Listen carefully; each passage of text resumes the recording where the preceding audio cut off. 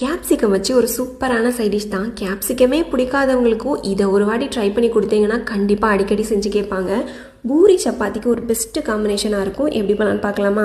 4 table spoon அளவுக்கு எண்ணெய் சேர்த்துக்கோங்க.